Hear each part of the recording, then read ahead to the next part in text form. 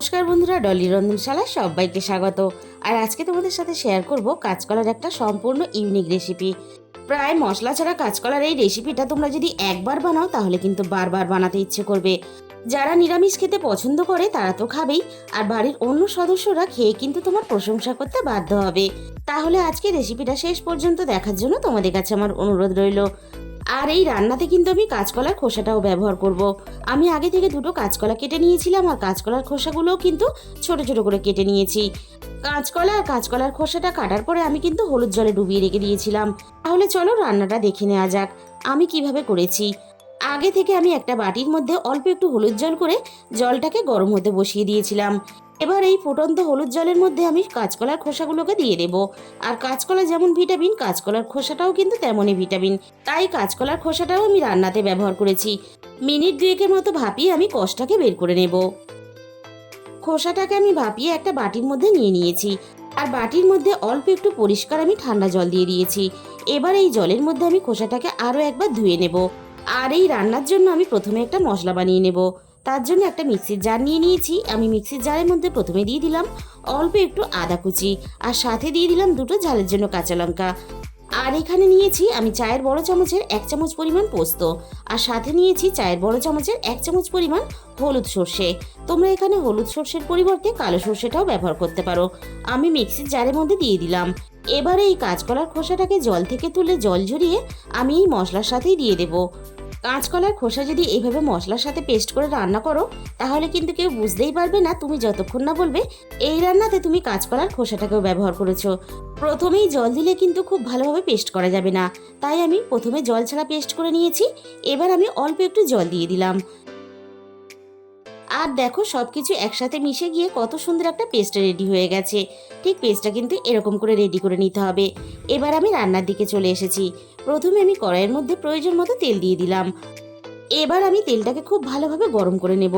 আর যে কোনো নিরামিষ তরকারিতে অল্প একটু কিন্তু বড়ি দিলে তাহলে কিন্তু রান্নার স্বাদটা বদলে যায়।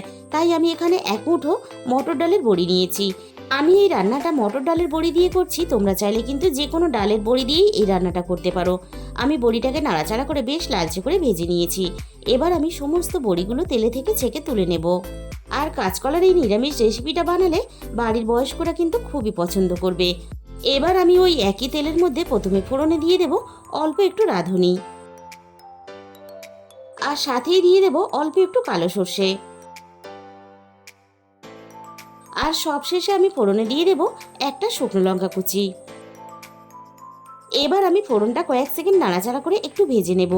আর এইভাবে যখন ফোড়নটা ভাজবে এতটা সুন্দর গন্ধ বেরোবে, তুমি যখন এই রান্নাটা করবে তখন কিন্তু এই সুন্দর গন্ধটা তুমিও উপভোগ করবে।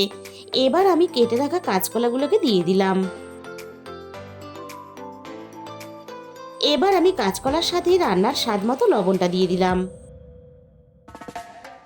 এবার আমি ফোড়নের সাথে কাঁচকলাটাকে মিনিট দুয়েকের মতো ভেজে নেব। কাঁচকলা খুব বেশি ভাজলে তাহলে কিন্তু কাঁচকলার গুণাগুণটাই নষ্ট হয়ে যায়, তাই খুব বেশি কিন্তু আমি ভাজবো না। আমি মিনিট দুয়েকের মতো নাড়াচাড়া করে একটু হালকা করে ভেজে নিলাম। এবার আমি পেস্ট করে রাখা মশলাটাকে দিয়ে দেব। অল্প একটু রাঁধুনি আর সর্ষে ফোড়ন দিয়ে রান্নাটা করলে এই রেসিপিটা দিয়ে তুমি যখন গরম গরম ভাত মাখিয়ে খাবে তুমি তখন কিন্তু শুক্তোর স্বাদ আর গন্ধ দুটোই উপভোগ করবে।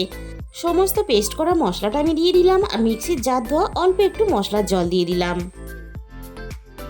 এবার আমি রান্নাতে অল্প একটু স্বাদ মতো চিনি দিয়ে দিলাম। আর চিনিটা কিন্তু অবশ্যই ব্যবহার করার চেষ্টা করবে। এই রান্নাটা কিন্তু খুব বেশি ঝাল হলে খেতে ভালো লাগবে না। অল্প একটু মিষ্টি আর অল্প একটু হালকা ঝাল হবে এরকম করে রান্নাটা করবে, তাহলে কিন্তু খেতে দুর্দান্ত লাগবে। আমি সব কিছু একসাথে নাড়াচাড়া করে খুব ভালোভাবে মিনিট 3-4 মতো কষিয়ে নিয়েছি। এবার আমি রান্নাতে পরিমাণ মতো জল দিয়ে দেব। আর জলের পরিমাণটা একটু বেশি দেবে, কারণ রান্নাতে যেহেতু আমরা বড়ি ব্যবহার করব তাই বড়ি কিন্তু একটু ঝোল টেনে নেবে। আর আমি এই রান্নাটা কিন্তু একটু ঝোল রেখে করব, তাই কিন্তু জলের পরিমাণটা আমি সেই হিসাব করে দিয়ে দিয়েছি। আর এই রান্নাটা আমি শুধুমাত্র কাঁচকলা দিয়ে করলাম, তোমরা কিন্তু চাইলে অল্প একটু আলুও দিতে পারো। সব কিছু একসাথে নাড়াচাড়া করে খুব ভালোভাবে মিশিয়ে দিয়েছি। ঝোলটা খুব ভালোভাবে ফুটে উঠেছে। এখানে আমি আরও ঝালের জন্য দুটো কাঁচা লঙ্কা দিয়ে দিলাম। মিনিট 10 মতো আমি খুব ভালোভাবে রান্নাটা করে নিয়েছি। আর কাঁচকলা কিন্তু খুব বেশিক্ষণ রান্না হতে সময় লাগে না। কাঁচকলাটা হালকা একটু সিদ্ধ হতে বাকি আছে। এবার আমি রান্নার মধ্যে ভেজে রাখা বড়িগুলোকে দিয়ে দিলাম। আমি আরও মিনিট 2-3 মতো রান্নাটা একটু করে নেব, তাহলে কাঁচকলাটাও খুব ভালোভাবে সিদ্ধ হয়ে যাবে আর বড়িগুলোও খুব ভালোভাবে সিদ্ধ হয়ে নরম হয়ে যাবে। তাহলে বন্ধুরা, আজকের এই নিরামিষ রেসিপিটা তোমাদের যদি ভালো লাগে তাহলে কিন্তু বাড়িতে অবশ্যই একবার হলেও তোমরা ট্রাই করে দেখো। কাঁচকলাও খুব ভালোভাবে সিদ্ধ হয়ে গেছে আর দেখো বড়িগুলো সিদ্ধ হয়ে কতটা ফুলে বড় বড় হয়ে গেছে। আর এই রান্নাতে আমি কিন্তু আর অন্য কোনো রকম মশলা ব্যবহার করব না, আর এরকম কিন্তু ঝোল রেখেই আমি রান্নাটাকে নামিয়ে নেব। আর গরম গরম ভাতের সাথে খাওয়ার জন্য দারুণ কিন্তু আমাদের এখানে একটা কাঁচকলার রেসিপি রেডি হয়ে গেল। তাহলে বন্ধুরা, আজকের এই রেসিপিটা ভালো লাগলে একটা ভিডিওতে লাইক করে দিও আর নিজেদের বন্ধুদের মধ্যে শেয়ার করে দিও। আর যে সমস্ত নতুন বন্ধুরা এখনও পর্যন্ত আমার চ্যানেলটাকে সাবস্ক্রাইব করোনি, এরকম নতুন নতুন সহজ রেসিপি পেতে আমার চ্যানেলটাকে সাবস্ক্রাইব করে পাশে থাকা বেল আইকনটা ক্লিক করে অল করে দিও। তাহলে আমি যখনই কোনো নতুন রেসিপি আপলোড করব সবার আগে তোমার কাছে পৌঁছে যাবে। আর বন্ধুরা, পুজোতে পরিবারের সবাইকে নিয়ে অনেক অনেক আনন্দ করো, আর তার সাথে পুজো স্পেশাল আমার রেসিপিগুলো কিন্তু ঠিক সময় দেখে নিও।